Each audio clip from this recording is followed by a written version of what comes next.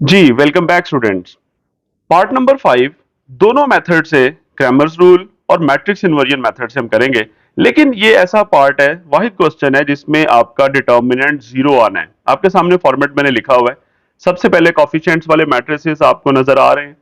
जैसे पहले x के कॉफिशिएंट्स है 3 एंड -6, वो ये लिखा हुआ है। y के कॉफिशिएंट्स यहाँ पे ऊपर -2 है, नीचे 4 है, वो ये लिखे हुए हैं। देन वेरिएबल्स हैं, देन इक्वल के बाद कांस्टेंट्स हैं। वही सेम इक्वेशन आपके सामने मौजूद है, x is equal to a inverse b। सबसे पहले a डिटर्मिनेंट मैंने फाइंड आउट किया। आपके सामने a डिटर्मिनेंट में कॉफिशिएंट्स वाला मैट्रिक्स लिखा और डायगोनल एंट्रीज को मल्टीप्लाई किया, यानी 3 को 4 से और -6 को -2 से। तो आपके पास आंसर आ गया जीरो। और हमने कहा था अगर जीरो आंसर आ जाए तो इनवर्स पॉसिबल ही नहीं होता। और अगर इनवर्स पॉसिबल नहीं होगा तो आप ये जो इक्वेशन आपके पास है, let's say this is equation number 1, इस इक्वेशन को आप यूज ही नहीं कर सकते, क्योंकि आपके पास ये वैल्यू जो है इनवर्स निकल ही नहीं सकता। वजह, डिटर्मिनेंट जीरो आ गया, क्योंकि इनवर्स के फॉर्मूले में डिटर्मिनेंट डिनोमिनेटर में आता है। तो ये क्वेश्चन यहीं पे स्टॉप हो जाएगा। We can say as A determinant is zero, मतलब A is a singular matrix, so its solution is not possible. Solution, ये पूरा वर्ड हम यहां मेंशन कर देते हैं। सो we can say so solution is not possible. Same Cramer's rule में भी यही है, क्योंकि दोनों में डिफरेंस ही यहां के बाद स्टार्ट होता है। डिटर्मिनेंट निकालें, उसके बाद या तो आप इनवर्स निकालेंगे मैट्रिक्स इन्वर्जन मेथड के लिए, और फिर ये इक्वेशन 1 यूज करेंगे। और क्रैमर्स रूल में आप डिटर्मिनेंट फाइंड आउट करने के बाद वो क्या करते हैं, ए एक्स का डिटर्मिनेंट और ए वाई का डिटर्मिनेंट निकालते हैं। फिर आपके पास स्मॉल एक्स और स्मॉल वाई की वैल्यूज आ जाती हैं। तो वो भी नहीं हम कर सकते, क्योंकि अगर आपने स्मॉल एक्स की वैल्यू निकालनी है तो उसके फॉर्मूले में भी ऊपर ए एक्स है और नीचे आपके पास ए का डिटर्मिनेंट आता है। तो इसका मतलब ए डिटर्मिनेंट जीरो, मतलब आप एक्स की वैल्यू नहीं निकाल सकते। इसी तरह अगर आपने y की वैल्यू निकालनी है तब भी नीचे आपके पास डिनोमिनेटर में a का डिटर्मिनेंट ही आएगा। तो इसका मतलब आप स्मॉल y की वैल्यू भी नहीं निकाल सकते। मतलब इन शॉर्ट हम ये कह सकते हैं कि अगर डिटर्मिनेंट जीरो आ जाए तो ऐसे क्वेश्चन का सॉल्यूशन एग्जिस्ट नहीं करता बाय यूजिंग मैट्रिसेस। ठीक हो गया।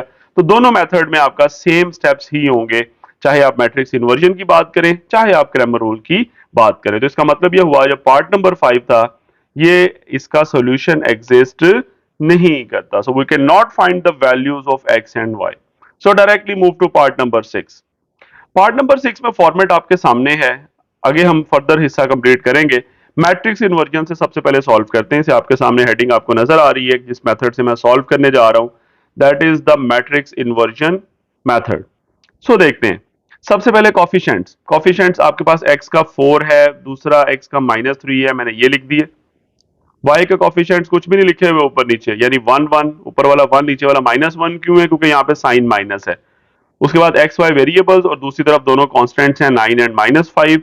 ठीक हो गया। उसके बाद ये इक्वेशन बनाई, फर्स्ट मैट्रिक्स को मैंने ए का नाम दे दिया, वही जैसे हम पहले क्वेश्चंस में कर रहे हैं। वेरिएबल्स वाले को कैपिटल एक्स का नाम दे दिया और कांस्टेंट वाले को बी का नाम। So X is equal to A inverse B. This is our main equation. Let's say this is the equation number 1। अब आगे चलते हैं। हमने फाइंड आउट करना है ए का डिटर्मिनेंट। वजह, क्योंकि ए डिटर्मिनेंट के बाद ही हम इनवर्स निकाल सकेंगे, और इसी तरह क्रैमर्स रूल में भी ए डिटर्मिनेंट निकालेंगे तो ही हमारे पास एक्स और वाई की वैल्यूज आ सकेंगी। तो डिटर्मिनेंट के लिए मैंने कॉफिशिएंट वाला मैट्रिक्स जो है उसको डिटर्मिनेंट साइन में लिखा हुआ है। अब सिंपली इसको सॉल्व कर लेते हैं। डायगोनल एंट्रीज मल्टीप्लाई होंगी, 4 इंटू -1 माइनस नॉन डायगोनल में -3 है और 1 है। तो 4 into -1 this will be equal to -4, और आगे minus minus plus this will be equal to 3। so this is equals to -1 which is not 0, so we can say we can solve further. so now adjoint, अब हमने find out करना है adjoint। वजह, क्योंकि हमें a का inverse चाहिए और उसके लिए मुझे दो चीजें चाहिए थी, डिटर्मिनेंट और एडजॉइंट। डिटर्मिनेंट मैं फाइंड आउट कर चुका हूं, एडजॉइंट में फाइंड आउट करने जा रहा हूं। एडजॉइंट में क्या होगा, जो मैट्रिक्स ए था उसमें आपने डायगोनल एंट्रीज की जगह चेंज कर देनी है, यानी -1 ऊपर आ जाएगा, 4 नीचे, और बाकी दोनों के साइन चेंज कर देने हैं जैसे हम पहले से करते आ रहे हैं। अब ये दोनों चीजें आपके सामने है, डिटर्मिनेंट भी और आपके पास एडजॉइंट भी। नाउ एज वी नो, हमारे पास फॉर्मूला है A inverse is equal to 1 over a determinant multiply by adjoint of a या adjoint of a divided by a determinant. So determinant हमारे पास आया है -1. सो आपके पास एडजॉइंट क्या निकला है, ऊपर लिखा हुआ है -1, -1, 3 एंड 4.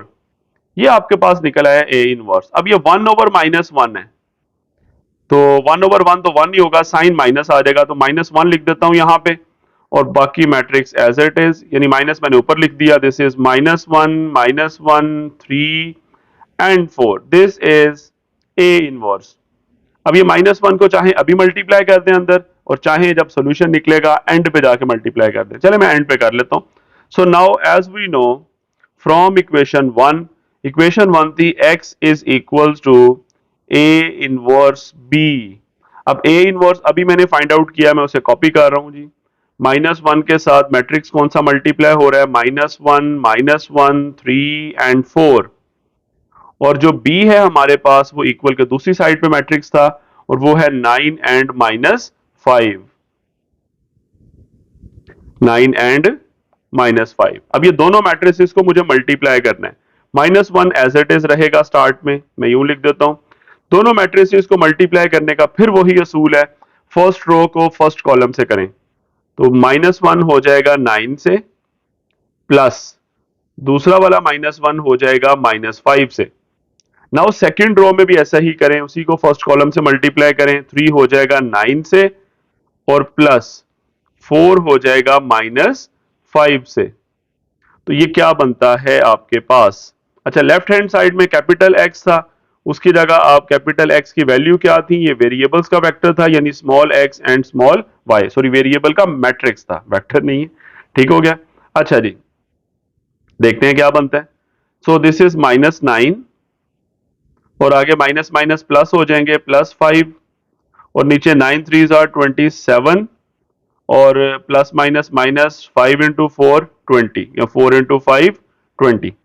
अब ये हमारे पास आ जाएगा -1 मल्टीप्लाई बाय मैट्रिक्स क्या है, ऊपर आएगा -4 और नीचे आ जाएगा 7. तो माइनस जब अंदर मल्टीप्लाई करेंगे तो -1 मल्टीप्लाई हो जाएगा -4 के भी साथ, और -1 मल्टीप्लाई हो जाएगा 7 के साथ भी. अब ये बनेगा क्या, ऊपर वाला माइनस माइनस प्लस हो जाएगा यानी 4, और नीचे प्लस माइनस माइनस हो जाएगा यानी -7.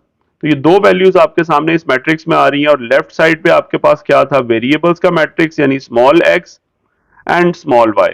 सो वी कैन से यहां पे x की वैल्यू क्या होगी, फर्स्ट वाली 4, और y की वैल्यू क्या होगी, सेकेंड वाली -7. ये आपके पास आंसर आ चुका है, मतलब हमने सॉल्व कर लिया. सॉल्व करने का मतलब हमने x और y की वैल्यूज को फाइंड आउट कर लिया.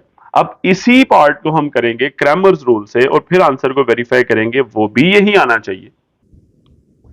अब इसी पार्ट को करते हैं क्रैमर्स रूल से, यानी सेकंड हम कर रहे हैं क्रैमर्स रूल से. मैट्रिक्स इन्वर्जन से हम आंसर निकाल चुके हैं, ठीक है, और अब क्रैमर्स रूल से हम वेरीफाई करेंगे कि आंसर वही आएगा. तो स्टार्ट वाले स्टेप सेम थे, इसलिए मैंने कॉपी करके रखे हुए हैं. शुरू में वही मैट्रिक्स फॉर्म, वही आपके पास पहला मैट्रिक्स ए, दूसरा मैट्रिक्स कैपिटल एक्स, और तीसरा आपके पास बी. और सबसे पहले मैंने ए का डिटर्मिनेंट निकाला, वही अभी हमने जो निकाला था -1, वही आपके सामने है. असल चीज अब स्टार्ट होती है. अब हमें स्मॉल एक्स और स्मॉल वाई चाहिए, और आपके पास क्रैमर्स रूल में इनको फाइंड आउट करने का मेथड क्या था, अगेन हम रिपीट कर लेते हैं. एक्स की वैल्यू का मेथड था जी ए एक्स का डिटर्मिनेंट डिवाइडेड बाय ए का डिटर्मिनेंट, और वाई की वैल्यू का फॉर्मूला क्या था जी, ए वाई का डिटर्मिनेंट डिवाइडेड बाय ए का डिटर्मिनेंट. ठीक हो गया. सो अब ए एक्स का डिटर्मिनेंट कैसे निकालें, क्योंकि नीचे ए का डिटर्मिनेंट तो हमें पता है वो -1 है. तो ए एक्स का डिटर्मिनेंट का मतलब है डिटर्मिनेंट साइन में ए एक्स आना है. अब ए एक्स क्या होगा, दोबारा रिपीट कर लेते हैं. उसमें ये था जो आपके एक्स वाले कॉफिशिएंट्स हैं, मतलब 4 एंड -3, उनकी जगह क्या आ जाएगा, 9 एंड -5. ठीक हो गया. यानी 4 -3 की जगह क्या आएगा, 9 एंड -5. तो हम इसको लिख लेते हैं 9 एंड -5. लेकिन बाकी दूसरा जो कॉलम है ए के अंदर 1 एंड -1, उसमें कोई चेंज नहीं आना. लेकिन जब y की वैल्यू आप फाइंड आउट करेंगे तो वहां पे जब ए वाई आप फाइंड आउट कर रहे होंगे तो उसमें वाई वाले कॉफिशिएंट्स की जगह आपके पास क्या आएगा, कांस्टेंट। तो सबसे पहले मैंने फॉर्मेट लिखा, नीचे डिटर्मिनेंट -1 है, ऊपर साइन मेंशन कर दिया डिटर्मिनेंट के। नाउ ए वाई क्या होगा, वापस आते हैं। अब आपने एक्स वाले कॉफिशिएंट्स को कुछ भी नहीं करना, अब आपने वाई वाले कॉफिशिएंट्स की जगह क्या लिखना है, 9 एंड -5 वाई वाले कॉफिशिएंट्स की जगह। यानी यहां पे इस दफा आएगा 9 एंड -5 और x वाले कॉफिशिएंट्स एज इट इज, ये वाले 4 एंड 3, ये जो आपके पास हैं ये वैसे के वैसे ही आएंगे, 4 एंड -3। अब सॉल्व कर लेते हैं, वेरी इजी। ऊपर डिटर्मिनेंट निकालते हैं जी, 9 multiply by -1 minus -5 multiply by 1 और नीचे क्या है, -1। सॉल्व कर लें आगे। ऊपर आएगा -9 और आगे माइनस माइनस क्या हो रहा है, +5 डिवाइडेड बाय -1। तो ऊपर आ जाएगा -4 और नीचे आ रहा है -1, माइनस माइनस कैंसिल, 4/1 क्या आ गया, 4। This is the value of x। Similarly for y देखते हैं। यहां सबसे पहले 4 किससे मल्टीप्लाई होगा, -5 के साथ, diagonal entries, minus non diagonal में -3 हो जाएगा 9 के साथ, और नीचे क्या है, -1। अब ऊपर क्या बना, 4 इंटू 5 20 विद नेगेटिव साइन, और आगे माइनस माइनस +27, और नीचे क्या है, -1। तो ऊपर आपके पास आ गया 7 और नीचे आ गया -1। तो जब 7 को -1 पे डिवाइड करेंगे तो 7/1 7 ही होगा, लेकिन साइन क्या आ जाएगा, माइनस का। ठीक है, सेंटर में हम यहाँ पे लाइन मेंशन कर देते हैं अगेन। ठीक हो गया। तो आपके पास x और y की वैल्यूज आ चुकी हैं। x की वैल्यू हमने क्या फाइंड आउट की है जी, 4, और y की वैल्यू हमने क्या फाइंड आउट की है, -7। यही हमारे आंसर था, यानी 4 एंड -7। अब जरा मैट्रिक्स इन्वर्जन से देखते हैं क्या वहां भी यही आंसर था। तो एग्जैक्टली वहां भी यही आंसर था। इट मींस दोनों मेथड की मदद से हमने सेम आंसर निकाले हैं, तो दोनों मेथड्स हमारे बिल्कुल ठीक थे। This is totally about part number 6। Now move to part number 7। पार्ट 7 आपके सामने है। हमारे पास दो इक्वेशन है, 2x minus 2y equals to 4 and -5x minus 2y equals to -10। तो सबसे पहले x के कोफिशिएंट्स में 2 और -5 है, हमने वो लिखे। y के कोफिशिएंट्स में -2 और -2 है, हमने वो भी लिख दिए। तो हमने ये एक मैट्रिक्स बना लिया, ये जो आपके सामने नजर आ रहा है कोफिशिएंट्स का।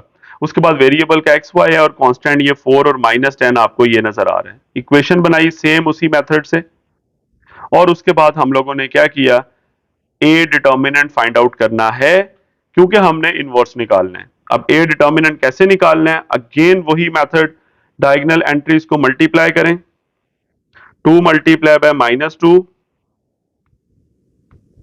Minus -5 multiply by -2, so 2 into -2 -4, और आगे ये माइनस माइनस प्लस हो जाएगा, और ये माइनस तीसरा भी है, तो this is minus 5 2s are 10, so this will be equals to -14, जो कि 0 नहीं है। हम इनवर्स फाइंड आउट कर सकते हैं। सो नाउ अब हम फाइंड आउट करेंगे एडजॉइंट, क्योंकि इनवर्स के लिए डिटर्मिनेंट के साथ साथ हमें एडजॉइंट की जरूरत भी होती है। So adjoint of A, adjoint of A में हम क्या करेंगे, ए के जो मैट्रिक्स के अंदर डायगोनल एंट्रीज हैं उनकी हम जगह चेंज कर देंगे। तो -2 आ जाएगा ऊपर और +2 नीचे, और बाकी दोनों के साइन चेंज हो जाएंगे अपनी ही जगह पे। तो ये आ गया adjoint. Now as we know हमारे पास फॉर्मूला है, A inverse is equals to 1/a determinant into adjoint of A, मतलब 1/-14 into adjoint of A which is -2 2 5 and 2। अब इनवर्स आ गया। अब मेन इक्वेशन जो हमारे पास है, x is equal to A inverse B, उसमें वैल्यूज पुट करेंगे। Now using main equation x equals to A inverse B, x क्या है हमारे पास, वेरिएबल वाला matrix x and y equals to A inverse, अभी ऊपर लिखा हुआ है -1/14, उसके बाद क्या है, -2 2 5 एंड 2, और b क्या है हमारे पास, कॉन्स्टेंट्स वाला मैट्रिक्स, और वो क्या था हमारे पास, 4 एंड -10। अब ये दोनों मैट्रिसेस को मल्टीप्लाई करते हैं, 1/-14 को एज इट इज रहने देते हैं, तो मल्टीप्लाई करते हैं first row with the first column, तो -2 multiply by 4 plus 2 multiply by -10। Now second row में भी ऐसे ही होगा, with the first column 5 into 4 plus 2 into -10। अब देखते हैं, दिस इज 1/-14, ऊपर क्या आता है जी -8 और आगे बनेगा -20 और नीचे 20 -5 2 इंटू 10 ये भी 20, तो ऊपर आपके पास आ गया -28 और नीचे बन गया 0 और बाहर क्या है आपके पास 1/-14। अब -14 दोनों के साथ डिवाइड होगा, तो आपके पास आ जाएगा दिस इज -28 है, इसके साथ भी डिवाइड होगा -14 और नीचे 0 के साथ भी डिवाइड होगा -14। ठीक हो गया। अब ये आपके पास क्या आता है, ये मैट्रिक्स को थोड़ा सा हम एक्सटेंड कर लेते हैं ताकि कंप्लीट आ जाए बीच में नंबर्स जी। तो 28/14 this will be equals to 2, minus minus cancel और नीचे आपके पास 0 ही रहेगा क्योंकि 0 डिवाइडेड बाय -14 है तो वो 0 ही आना है, मतलब 0 डिवाइडेड बाय समथिंग 0। और लेफ्ट साइड पे आपके पास क्या है x एंड y, तो अब सिंपली कंपैरिजन कर लें जी, आपके पास x की वैल्यू क्या आ गई 2 और y की वैल्यू आ रही है 0, so we can say this is the answer जिसमें हमने x और y दोनों वैल्यूज फाइंड आउट कर ली। तो ये Cramer sorry matrix inversion method की मदद से हमने ये आंसर निकाला है। अब क्रैमर्स रूल से देखेंगे तब भी आंसर हमारा सेम आना चाहिए, सो देखते हैं। सबसे पहले कुछ मेन स्टेप्स वही कॉपी किए हुए क्रैमर्स रूल से हम इसको सॉल्व करने जा रहे हैं। तो सबसे पहले हमने क्या किया है जी, मैट्रिक्स फॉर्म लिखी है, उसके बाद आपके पास वही x is equal to a inverse b वाला स्टेप मैंने लिखा है। सबसे पहले a डिटर्मिनेंट फाइंड आउट किया जो कि हमारे पास निकला है -14। ठीक है, बिल्कुल वैसे जैसे अभी हमने मैट्रिक्स इन्वर्जन में किया था, यहां तक तो तकरीबन सेम है। अब हमने क्या करना है, बेसिकली वही x और y की वैल्यूज निकालनी है, वही ax का डिटर्मिनेंट और ay का डिटर्मिनेंट। उसके लिए हम अगेन वही कॉन्सेप्ट रिपीट करेंगे। सो एज वी नो, सबसे पहले एज हमारे पास x का फॉर्मूला क्या था, ax का डिटर्मिनेंट डिवाइडेड बाय a का डिटर्मिनेंट। ठीक हो गया, ax का डिटर्मिनेंट डिवाइडेड बाय a का डिटर्मिनेंट। इसी तरह y की वैल्यू क्या क्या होगा, a y का डिटर्मिनेंट डिवाइडेड बाय a का डिटर्मिनेंट। अब सबसे पहले हमें a x का डिटर्मिनेंट फाइंड आउट करना है। अब वही काम हम क्या करेंगे, a x के डिटर्मिनेंट के लिए जो x वाले कॉफिशिएंट्स हैं, अब x वाले कॉफिशिएंट्स हमारे पास कौन से हैं, वो ये हैं 2 एंड -5, इनकी जगह आ जाएगा 4 एंड -10। तो लिखते हैं, यहां पे आ जाएगा 4 एंड -10 और y वाले कॉफिशिएंट्स एज इट इज, कोई चेंज नहीं है इसमें, -2 एंड -2 और नीचे क्या है, determinant of a which is -14। अब y वालों में क्या करेंगे हम, सेम यही मेथड के अब y वाले कॉफिशिएंट्स की जगह हम कांस्टेंट्स लिखेंगे। तो y वाले कॉफिशिएंट्स अब कौन से हैं, -2 एंड -2, इसकी जगह क्या आ जाएगा आपके पास 4 एंड -10, यानी y वाले कॉफिशिएंट्स की जगह आ जाएगा 4 एंड -10 और x वाले कॉफिशिएंट्स जो थे ना 2 एंड -5, ये आपने एज इट इज लिखने हैं, अब इनमें कोई चेंज नहीं आना। और डिवाइडेड बाय a का डिटर्मिनेंट था -14। अब आगे सॉल्व कर लेते हैं। सो क्या बनता है, ऊपर डिटर्मिनेंट ओपन करते हैं, 4 multiply by -2 minus -10 multiply by -2 और नीचे क्या था -14। ऊपर आ गया 4 इंटू -2 -8 और आगे 3 माइनस आ रहे हैं तो ये माइनस ही बनेगा, 10 into 2 20 divided by -4। So this will be equals to -28, sorry -14 है नीचे, -28 ओवर -14। सो 14 और ऊपर 28 है, 14 इंटू 2 28 होता है, माइनस माइनस कैंसिल हो गए, तो x की वैल्यू हमारे पास आ गई 2। अब y की वैल्यू के लिए चलते हैं, ऊपर डिटर्मिनेंट ओपन करते हैं, 2 इंटू -10 और माइनस नॉन डायगोनल एंट्रीज में -5 है और 4 है, और डिवाइडेड बाय क्या है, -14। तो यहां पे ऊपर 2 इंटू -10 -20 और आगे +20 ओवर -14, तो ये बन जाएगा आपके पास 0 ओवर -14। तो y की वैल्यू आपके पास आ जाएगी 0, यानी x की वैल्यू आ गई 2 और y की वैल्यू क्या आ गई, 0। यहां पे भी आप सेंटर में लाइन लगा दें, ठीक हो गया। तो आपके पास एंड रिजल्ट देख सकते हैं, x और y आ चुके हैं। अब हम जरा कंपैरिजन कर लेते हैं, क्या मैट्रिक्स इन्वर्जन में भी यही दो आंसर थे, 2 एंड 0। सो देखते हैं ऊपर जाके वापस, यस, वहां पर भी हमारा आंसर था 2 एंड 0, मतलब हमने दोनों मेथड से सेम आंसर निकाल लिया। This is totally about part number 7। Now move to part number 8।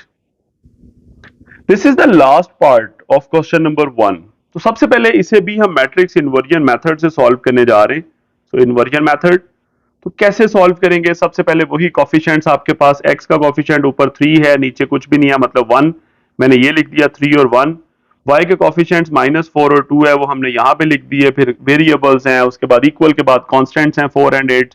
फिर हमने मेन इक्वेशन अपनी लिखी, x is equal to a inverse b जो बनती है। और उसके बाद अब हम क्या करेंगे, a इनवर्स निकालने के लिए सबसे पहले मैट्रिक्स का डिटर्मिनेंट फाइंड आउट करेंगे। और डिटर्मिनेंट के लिए वही काम, हम डायगोनल एंट्रीज को मल्टीप्लाई करेंगे 3 इंटू 2, और माइनस नॉन डायगोनल एंट्रीज को मल्टीप्लाई करेंगे 1 इंटू -4। सो 3 2s आर 6 और आगे माइनस माइनस प्लस हो जाएगा 4 which is equal to 10, that is not equal to 0, so we can solve. अब कैसे सॉल्व करना है, इनवर्स के लिए हमें चाहिए adjoint. So now adjoint of A हम फाइंड आउट करेंगे। सो एडजॉइंट ऑफ ए के लिए हमें अगेन आई रिपीट के ए के अंदर डायगोनल एंट्रीज की जगह चेंज हो जाएंगी, 2 ऊपर और 3 नीचे, और बाकी दोनों के साइन चेंज हो जाएंगे। ये अब आपके पास एडजॉइंट भी आ चुका है। अब इनवर्स हम इजीली फाइंड आउट कर सकते हैं। So now as we know A inverse is equals to 1 over determinant of A multiply by adjoint of A. So 1 over determinant कितना है 10 और adjoint कितना है, अभी इससे ऊपर वाले स्टेप में लिखा हुआ है this is 2 4 -1 and 3, this is A inverse। अब अपनी मेन इक्वेशन में आते हैं, तो वहां पे वैल्यूज पुट करेंगे। Now using x equals to A inverse B, ठीक हो गया। वो कहां पे है इक्वेशन, ये हमारी मेन इक्वेशन है। अब ये भी कह सकते हैं, इसको नाम दे लें इक्वेशन नंबर फर्स्ट, और यहां पे आप लिख सकते हैं नाउ फ्रॉम इक्वेशन 1। मैं ये भी स्टेटमेंट लिख सकता हूं कि फ्रॉम इक्वेशन 1, आप इक्वेशन 1 लिखें और अब उसमें वैल्यूज को सब्स्टिट्यूट करें। कैपिटल एक्स क्या था जी, ये वेरिएबल्स का मैट्रिक्स है, x and y. A inverse अभी इसी स्टेप से ऊपर लिखा हुआ है 1/10 इंटू 2 4 -1 एंड 3। और B क्या है जी, ये मैट्रिक्स कौन सा है, कांस्टेंट्स का, और कांस्टेंट्स हमारे पास क्या थे यहां पे 4 एंड 8, तो यहां लिख दिया। अब ये दोनों मैट्रिसेस को मल्टीप्लाई करेंगे, 1/10 मैंने एज इट इज लिख दिया। अब मल्टीप्लाई कैसे करना है जी, रो को कॉलम से। तो फर्स्ट नंबर 2 जो है वहां फर्स्ट नंबर 4 से, सेकंड नंबर 4 वहां सेकंड 8 से, यानी मैंने रो को कॉलम से मल्टीप्लाई कर दिया। नाउ सेकंड रो में भी ऐसे ही करें, फर्स्ट नंबर फर्स्ट से, -1 4 से, और 3 किससे होगा, 8 से। अब ये ऊपर क्या बनता है, 1/10 एज इट इज, ऊपर आ जाएगा 2 4 जार 8 और +4 इंटू 8 32, और नीचे -4 और +24, ऊपर आ गया 40 और नीचे आ गया 20, नीचे आ गया 20, और साइड पे क्या है 1/10, 10 दोनों के साथ डिवाइड होगा, ऊपर 40 है 40/10 और नीचे 20 है तो 20/10। तो आपके पास क्या बनेगा, ऊपर आपके पास नंबर आता है 40/10 हो गया 4 और नीचे 20/10 हो गया 2। सो ये आपके पास रिजल्ट आ रहा है, और लेफ्ट हैंड साइड में आपके पास क्या था जी, वेरिएबल्स हैं x एंड y। तो इसका मतलब ये हुआ, अगर हम यहाँ पे कंपैरिजन करें तो फर्स्ट वैल्यू x की है ऊपर वाली, और नीचे वाली वैल्यू y की है, तो x की वैल्यू 4 और y की value 2. This is the answer of the last part by using matrix inversion method. अब जरा क्विकली क्रैमर्स रूल से भी इसको सॉल्व कर लेते हैं और आंसर वेरीफाई कर लेते हैं। तो बात करते हैं क्रैमर्स रूल की और देखते हैं आंसर क्या आता है। तो अब हम सॉल्व करने जा रहे हैं by using Cramer's rule. Cramer's rule की मदद से देखते हैं। सबसे पहले वही कोफिशिएंट्स वाला मैट्रिक्स, वही मेन आपके पास A X is equal to B, X is equal to A inverse B. मैंने ए का डिटर्मिनेंट निकाला, वही 10 आपके सामने लिखा हुआ है। ये वही स्टेप्स हैं जो कि हमने अभी किए मैट्रिक्स इन्वर्जन में। असल चीज इससे अगले स्टेप्स हैं जो चेंज है यहाँ पे। वो क्या है जी, आपके पास अगेन क्रैमर्स रूल में क्या तरीका होता है जी, एज वी नो x की वैल्यू कैसे निकालनी है, उसका तरीका था ए एक्स का डिटर्मिनेंट ओवर ए का डिटर्मिनेंट।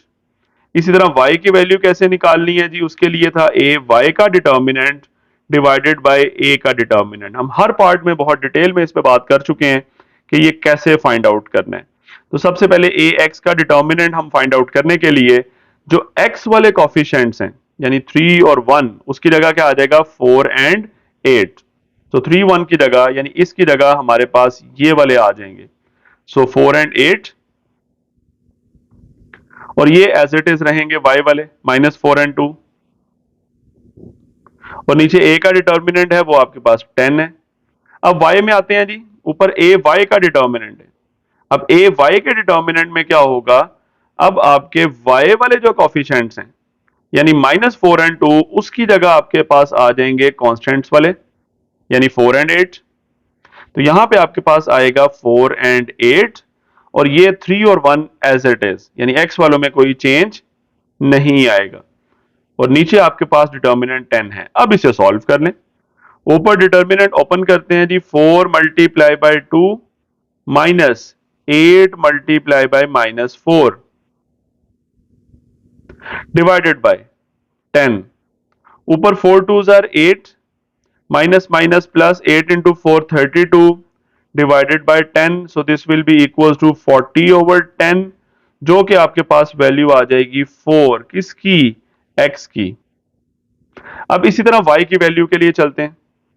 ऊपर डिटर्मिनेंट ओपन करते हैं, 3 मल्टीप्लाई होगा 8 से और 1 मल्टीप्लाई होगा 4 से। 3 into 8 minus 1 multiply by 4 divided by 10। ऊपर 3 into 8 24 minus 4 over 10। So this will be equal to 20 over 10 और 20 ओवर 10 कितना होता है, this will be equal to 2 और ये किसकी वैल्यू आ गई, y की। ठीक है, अगेन यहाँ पे सेंटर में लाइन लगा देते हैं थोड़ा सा डिस्टिंग्विश करने के लिए दोनों को, x और y आपके सामने। ठीक है, और क्या क्या वैल्यूज निकली हैं, x की वैल्यू हमारे पास आई है 4 और y की वैल्यू निकली है 2। अब जरा देखते हैं मैट्रिक्स इन्वर्जन में क्या थे। मैट्रिक्स इन्वर्जन में भी हमारा आंसर सेम था 4 एंड 2 और क्रैमर्स रूल में भी हमारा आंसर बिल्कुल सेम है। तो यूं बेसिकली क्वेश्चन नंबर 1 को हमने बहुत ही डिटेल में देखा है। हमने इसके सारे के सारे पार्ट्स मैट्रिक्स इन्वर्जन मेथड से भी देखे हैं और हमने क्रैमर्स रूल से भी देखे हैं। इसी वजह से ये दो वीडियोस के अंदर आपको ये क्वेश्चन नंबर 1 को प्रॉपरली मेरा ख्याल है समझ आ गई होगी। तो आई होप सो आपको बिल्कुल क्लियर होगा। इसके बाद नेक्स्ट वीडियो के अंदर हम क्वेश्चन नंबर 2 3 4 5 एंड 6 यानी अगले जो 5 क्वेश्चंस हैं वो थोड़े से वर्ड प्रॉब्लम्स टाइप हैं, वो नेक्स्ट वीडियो के अंदर इंशाल्लाह हम उनको सॉल्व करेंगे और हम उनको भी दोनों मेथड से ही देखेंगे। ठीक हो गया जी, इस वीडियो में इतना ही। अल्लाह हाफिज।